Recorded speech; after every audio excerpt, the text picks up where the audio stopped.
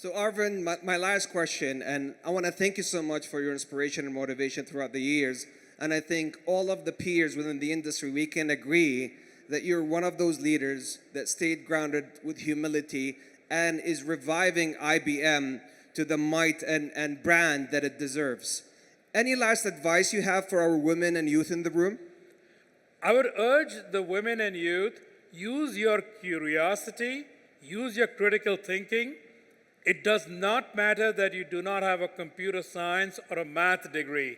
As long as you're willing to learn and be curious, bring your domain expertise into how to deploy AI for society.